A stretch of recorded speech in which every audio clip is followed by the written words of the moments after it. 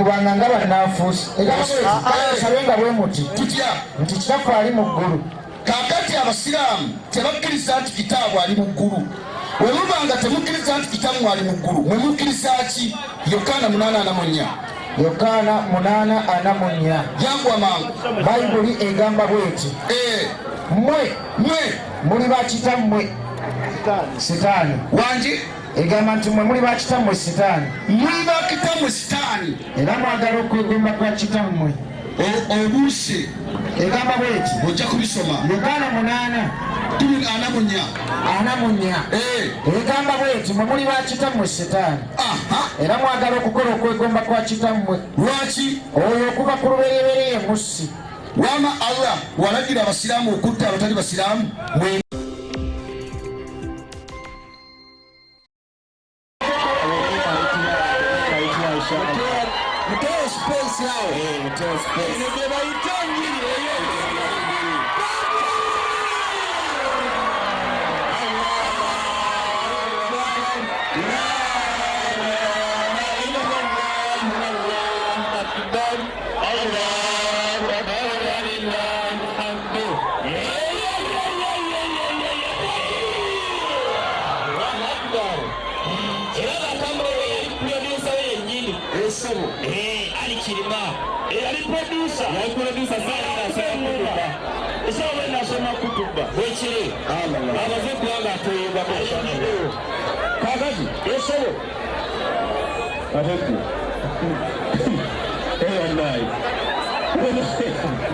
Agambye omusiraamu fenga abenga kwera munduko bagambye nti musiraamu ngebe musiraamu abasiraamu bambala bino owayi sente kikwanira kikasatuzo ageyogereko solo bamutusibyeko walla otusibeko omusajja omu ayambadde embugo oba asula waddakakanka soko linyiko wale soko linyiko wa nenda sema soko linyiko wa nende nako soko la gauni murugo ayigo bwofanga toli Musiraamu oli wa muliro sikuwa obushiriku bwoliko obushiriku bwo nekapana n'otwiraawo ebyagala okulaba ku mutwe w'omuliro guno kubanga mubu yenyini ekolaje kale sofaana ku buzindaalo kuno batugambye oli Musiraamu kituufu? Nze siri Musiraamu ndi musamize. Omwana n'eddoboozi bampita musaasizi Deo abeera Musiraamu. Deo aba musamize. Nze ndi musamize nnumbira lokole nzize kubanja kitabo kyange nkizze mu ssabo.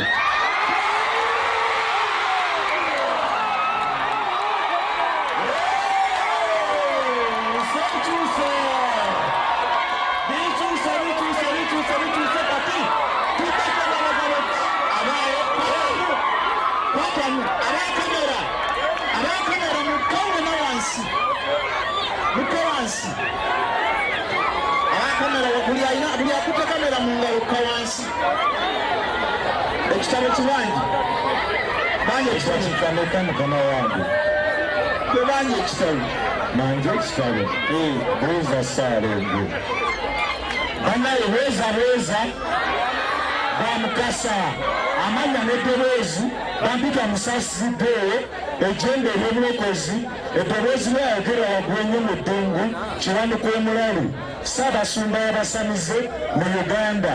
Omusamize abeera ku rediyo mama buli lwasande ku makya ssaawa 2 paka ssaawa 4. Bannaye abagenyi mwenna mwebala okujja bannaye mbalamusiza kubanga ewatali bagenyi omukolo teguyinza kunyuma. Omusamize leero ntuuse omusambwa Nakayaga gwe gwantuma nga mpitira mu kitabo ekitukuvu kye bayita Bayibuli.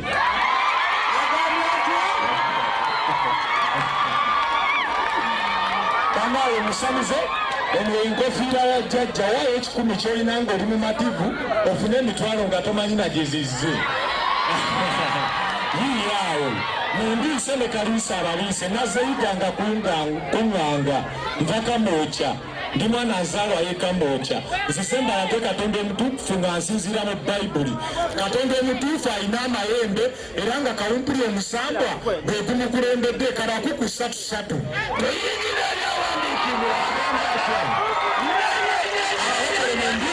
Sembulire bosinza amayembe obadde wano nevuma eryekera n'amayembe kati ogenda kumbulira wayisa abakuku 3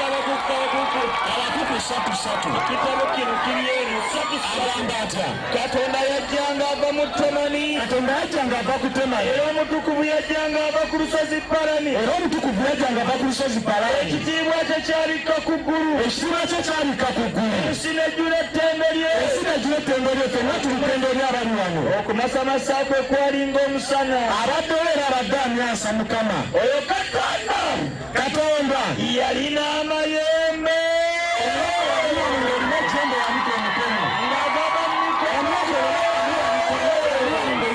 wayisanga teyanika wayisa omusindalo wayisa jangu yano wayisa jangu wayisa bakutenda aba omusamuze wasomesa omulekere Bayibuli wayisa olina ejjembe lyowagga olina ejjembe kuba okusinziira ku byawandikibwa nolyenga Katonda alina amayembe amanyi ge gateeka mu mayembe kansombe ku netiwaaka ekisooka bulijjo mugoba amayembe mu kabiseera kabisa ekisooka njagala bwembuuza ompetayimukwanokulo nga babadde olaba ekisooka etwade tujje kudebetinga tuze kudebetinga n'Abasiraamu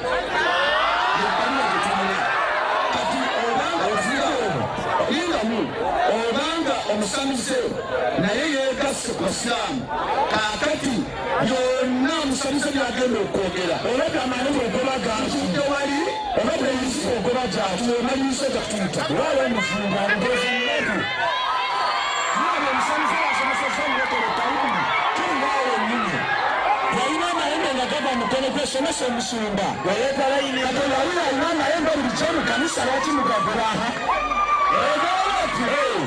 Katonda yajjanga ava ku Temani era omutukuvu yajjanga ava ku lusozi Parani ekitiibwa kye kyabikka ku ggulu ensi nejjula ettemba lye n'okumasamasa kwe kwalinga omusana Katonda yalina amayembe alina amayembe naye ali wano ng'ogulumiza ejjembe wanika omukono emuliira ngemulina nanika Katonda nga gaba mu mukono gwe era omwo mwakweka amaanyi ga Katonda gali mu mayembe abaloko ewaffe musinza amayembe kirira ekirira egama beti kawumpuli guno omusambwa jjajjaffe kawumpuli ebiyega yatambula okumukulembera obusaala obw'omuliro ne bufuluma awali ebikere ebye kati abalokole munategera mutya Katonda kati mutegedde jjajja kawumpuli nanyini kuba amukulembera nga temutegedde mayembe ng'ate ne Yesu yennyini musamuze alina amayembe ku bikulu 5-6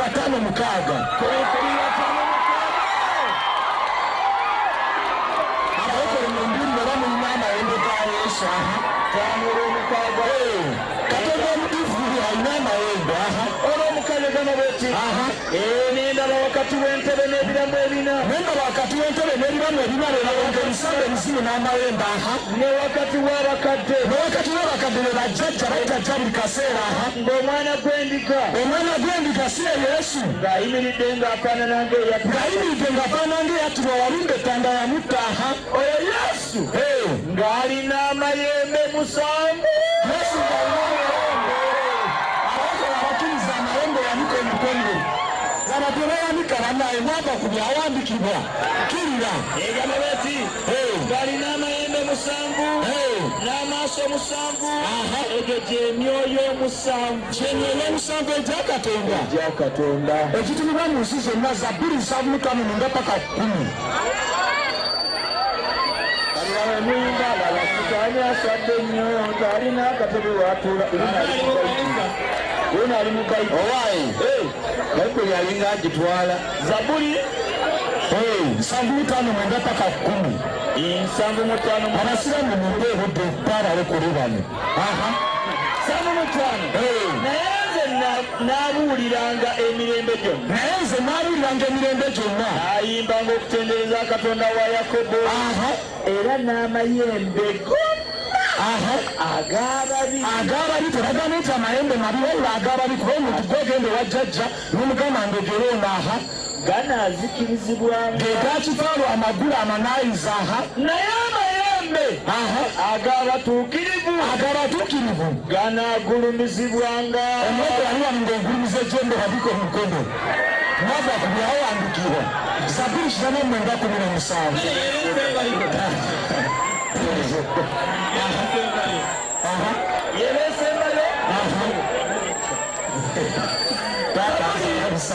Kinene mwenda 17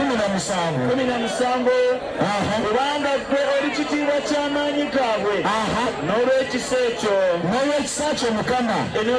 ekyo Mukama ejjembe lyaffe linaagulumizibwanga. omwoko yagulumiza ejjembe eriwa Samwiri esooka 2:1. kale akanyomero kantu kaweereza afande maliriza taata weebale kuwerekera wayisa bino bye bibeera ewaffe munnange. Samwiri esooka 2:1 afande agamba ekisooka so 2:1 agamba atya egamba weeti kaana n'asaba n'ayogera nti omutima gwange gujaguliza Mukama kubanga Mukama ejjembe lyange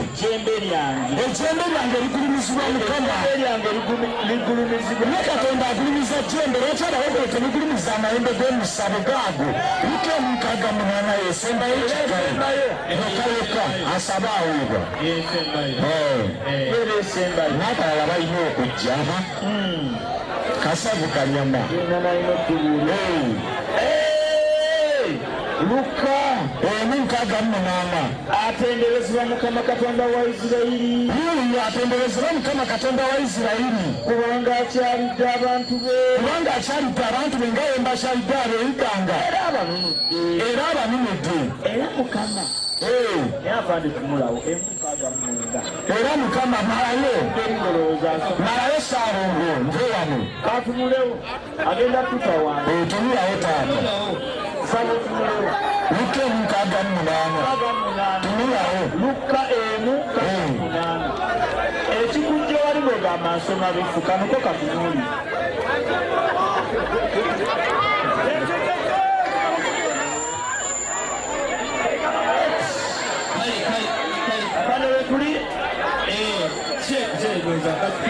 Okay, 1, 2, 3, 4 apando amefika sasa. Nisome hii maandiko katika Luka.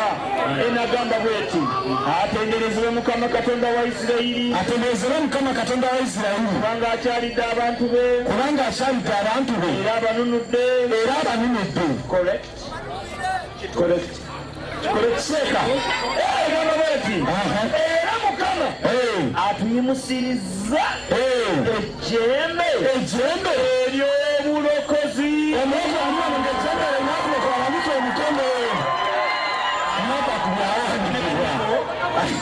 ogedde ku mayembe kamuddemu Asa Omusameze oyo mu Bayibuli basabye Asa wayiswa kanjiddemu mu Bayibuli munsonyiwe mukkirize mbadde mu lunyiri mu Bayibuli.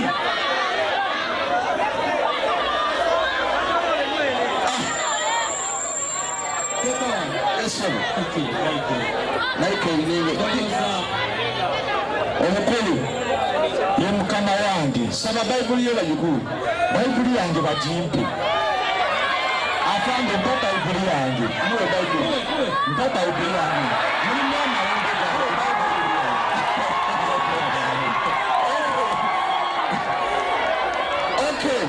Assalamu alaikum wa rahmatullahi wa barakatuh. Wa alaikum assalam wa rahmatullahi wa barakatuh. Assalamu toka nchikano mbanga la wali.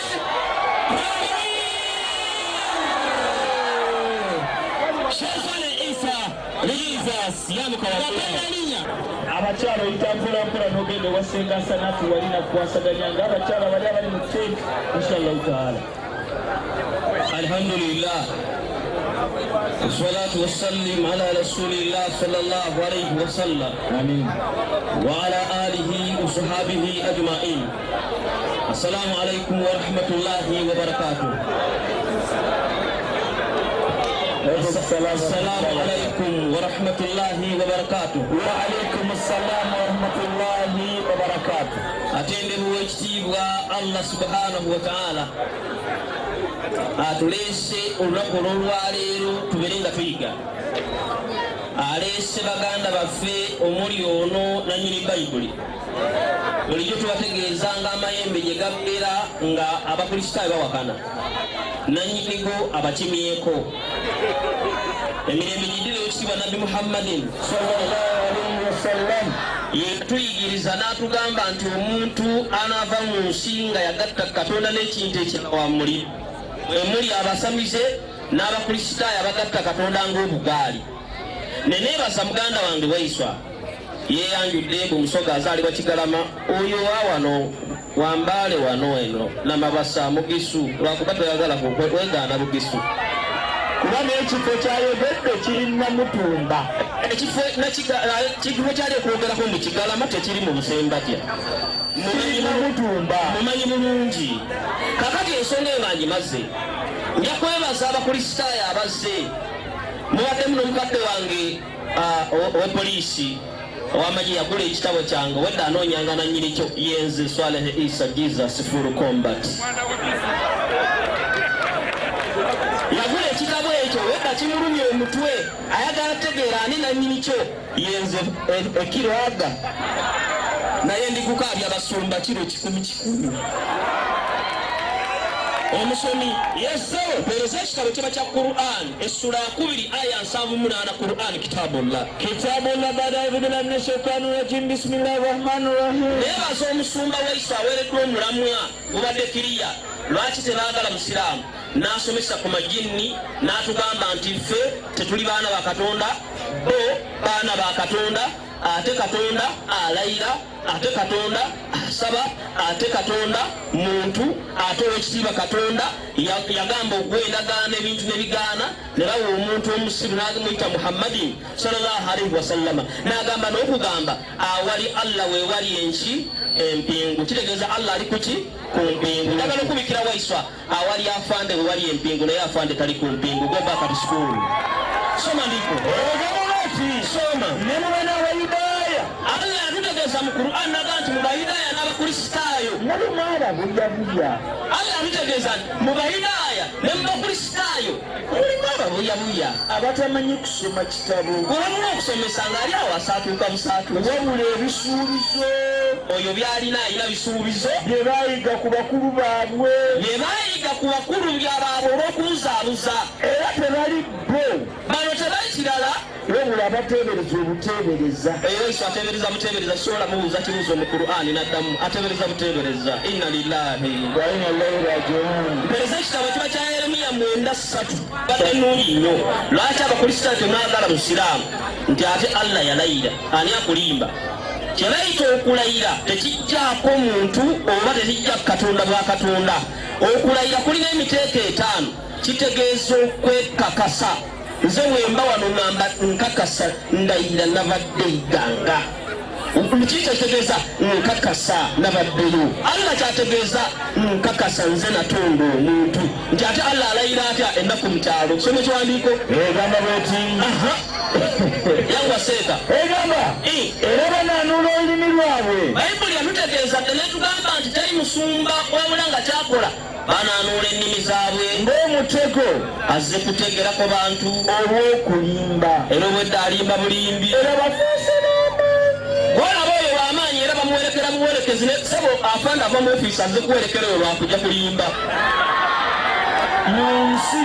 somayo omukaaga wenyini awo omukagagama beti iye ekifo ky'obeeramu ekifo kisooka kyabeeramu kiri wakati mu bulimba. ali wakati mu bulimba olw'obulimba olw'okuba abasumba balimba kyebava bagaana okumanya. That's why lwajja wano alimba mulindi ate nga lukusa lwabaweebwa 18 Abafiripi yangu agende. Pawulo agamba atya era n'ekyonsonga Bayibuli egamba naye bwedda kyenjogerako abasumba okulimba nsonga awula mu ngeri yonna oba mu bulimba oba mu bukuusa kiki Kristo abuulirwe kyekibaleese wano mukuliko eyo bakulu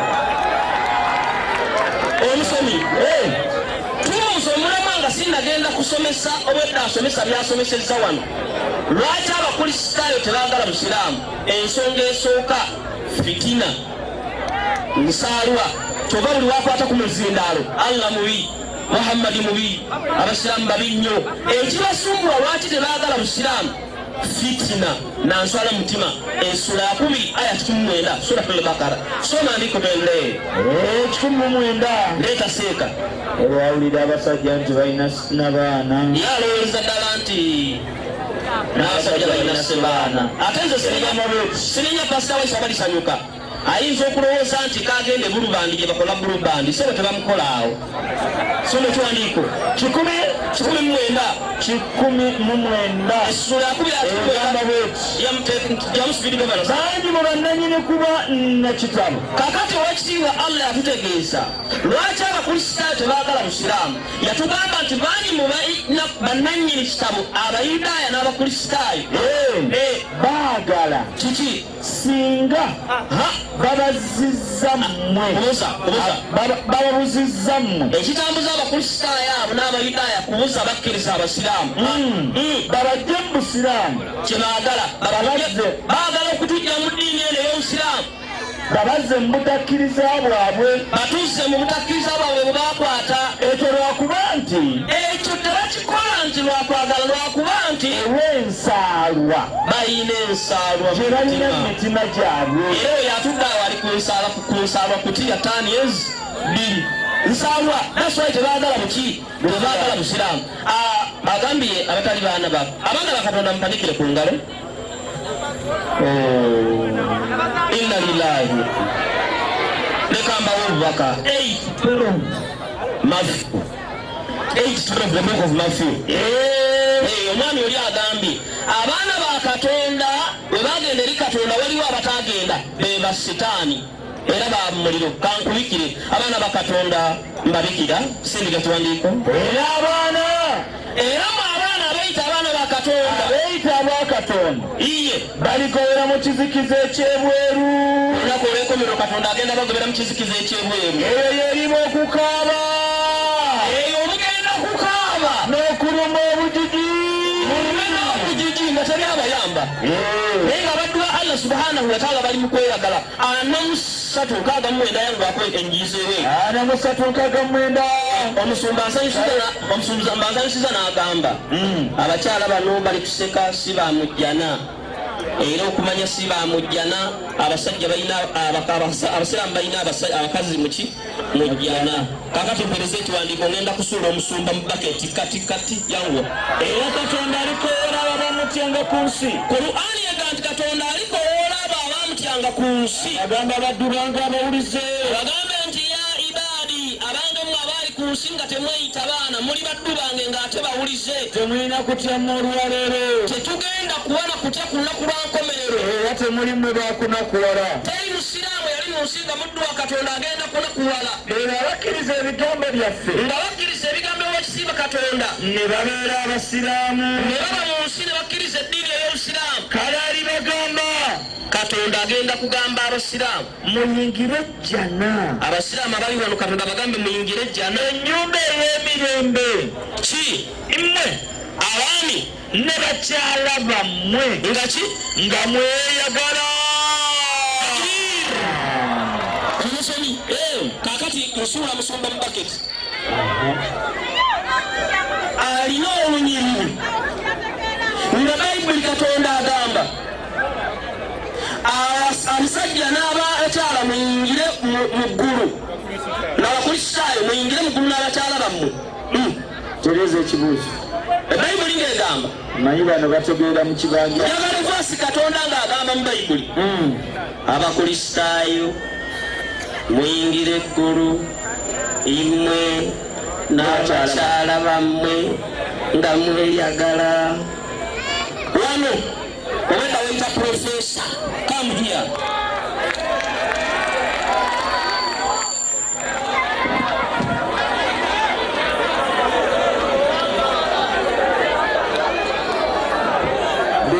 Nyanda kukubira mu ngalo naye bakyabuze nze njagala lunyiriri sinabuuza ngalo oyagala ekyawandikibwa nga abakyala n'abaami bagenda kuyingira mu ggulu abakristaayo aye egambye abasiraamu abakkiriza muyingire mujjana ennyumba ey'emirembe mwe abaami ne bakyala bammwe ng'ate jja bali mu kisakiro ky'ekinyonyi nze sinnabuuza ekyo essula ya 2 aya 14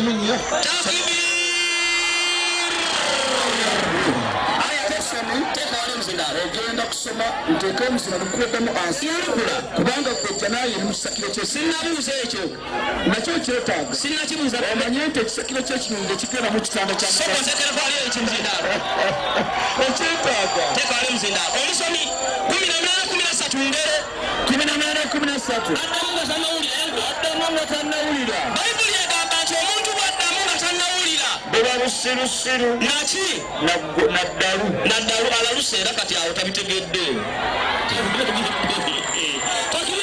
Allahu akbar bayibuli egamba nti omuntu bw'addamu ansa nga tannawulira buba busirusiru naki nansonyi ntegerekese bulungi mbadde obadda neetegese okubeera nga njagala ansa webanga bayibuli katonda abamanyi nga mugenda mu ggulu ne bakyala bammwe nga muyingira ekiki eggulu kubanga bayibuli kikatonda aga ntagenda kusonyiwa baki bakyala omusomi Isaaya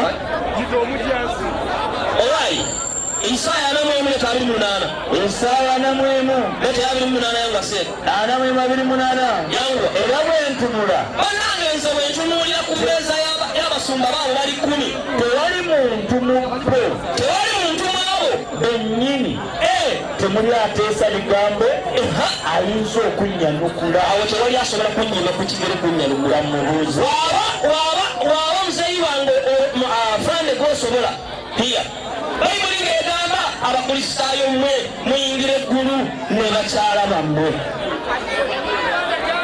2 3 4 kasi awani afande yenze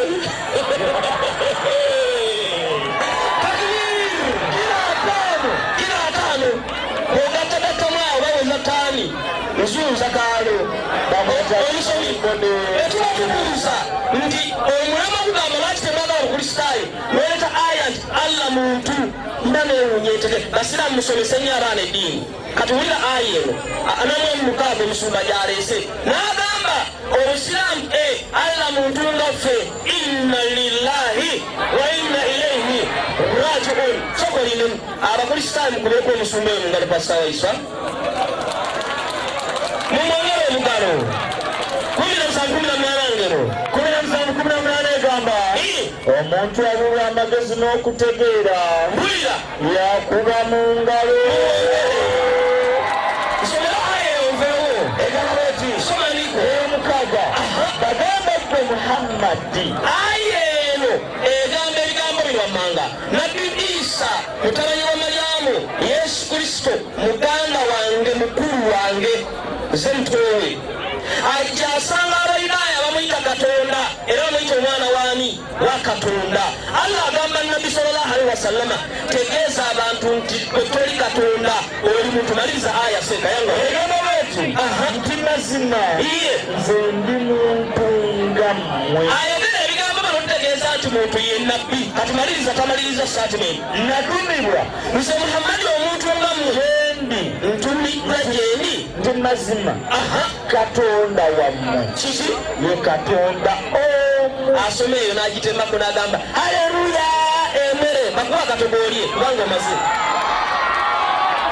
omusomi mpereza sura ya Qur'an aya esura y'omwenda aya ensaavu ya Qur'an kitabullah lwaki abakristaayo tebaagala busiraamu balina ensaalwa bagezaako okutta nabbi muhammadin sallallahu alaihi wasallama n'abalema mwamutegadde omutwa n'alya tegwakwatayo ne mwagala mu bikole byonna allah teyakkiriza mwenda nsaavu ya Qur'an kirira nayo ebaba beeti aya eno aya eyo gyennaze ekitegeeza ng'abannanfuusi bwe baayagalanga okukola nnabbi akabi. Abannanfuusi sebo baayagalanga okutta ow'ekitiibwa Nabbi sallama era n'okumusalira amagezi ag'okwagala okumutta, okwagala bamutte, naye tebakisobola olw'ekyo kye baayagala. Olw'ensaalwa gye balina kulisitante yonna balina ensaalwa. Bannabbi be bakyawa abayaaba bali babiri, Nabbi Muhammadin sallallahu alaihi wasallama ekikyaya Ismaila alaihi salam lwakuba yavaamu olulyo oluzaala Nabbi Muhammadin sallallahu alaihi wasallama. Bakkiriza abasigadde ne bagaana Ismaila ne bagaana ne Nabbi Muhammadin sallallahu alaihi wasallama. Kyensonga lwaki tebaagala muki? Tebaagala Busiraamu. Gaba tuwulira kano 332 Qur'an sikirira nayo yangwa seeka musumba nsanyusiza alegendeerwa alese aya eno Allah yagamba yakwasa omuvunaanyizibwa eggulu n'ensi ne bigaana. ntegerekese bulungi soma aya se egamba bweti ekigendeerwa sokola bweti 12:16 bikola by'abatume soko ginsomere 12:16 yangwa seeka 12:16 yangwa seeka bikola by'abatume yangwa seeka bikola by'abatume 12:16 12:16 somawo egamba bweti naye Peetero eyongera okukonkona kati ne bwe munaleekaana njagala kwongera kukonkona. 332 Qur'an kitabu egamba bweti ekigendeerwa mu buvunaanyizibwa. Ayi eyo lwaki Allah yagaa nti yakwasa omuvunaanyizibwa eggulu n'ensi omuntu n'agaana oli n'ateekawo Nabbi sallallahu alaihi wasallama okugondera Katonda. Obuvunaanyizibwa baabu waffe enna tugondere Katonda n'okukkiriza okukolera ku mateeka ge, n'okukkiriza tukolere ku mateeka g'ekitiibwa Allah n'ebiragiro bye ekitiibwa Katonda, n'okwewala ebyo byonna bye yagaana awamu n'okukuuma obulombolombo bwayo. okugeza kati wulira twagala kulaba omuntu omusibe yagaana endagaano ya Katonda n'agambye Nabbi Muhammadin sallallahu alaihi wasallama endagaano gye baawa omuntu nzaayo wano naawe yakola kutya? Okusinza Katonda kisooka ng'okusiiba ekyo tebasiiba omanyi basiiba ebyenda ne balya ennyama abo tebasiiba maliriza basiiba fanta ne banywa kooko kyekyo okwatukuza mu bigambo n'ebikolwa n'okukuuma amateeka g'eddiini gonna. Tulya kidogo naba ekyo tubategeeza lwaki abakristaayo tebaagala Busiraamu nsaalwa gye balina. Bino ebyokwata Allah bamusinza mu lulimi lumu anedda Katonda atutegeeza tumusinze nga mu lulimi mu Qur'an ne Bibiliya bwe bigamba. Tubategeeza abantu Allah subhanahu wa ta'ala nti ayitibwa ow'ekitiibwa omutukuzi yateekerawo amateeka ge tulina okukola baganda baffe ne bagavaako olw'ensaalwa n'okunoonya ebyabwe. Njagala kutegeeza ow'ekitiibwa afande mukama wange nga nva waggulu nayongeddemu ekitabo ebirungo ebirala nagaddemu ebyamagendo w'ekitiibwa Nabbi Muhammad sallallahu alaihi wasallam 10 mwabiri oba okyagala jangu weyongeze. Assalamu alaikum warahmatullahi wabarakatuh. Wa alaikum assalam warahmatullahi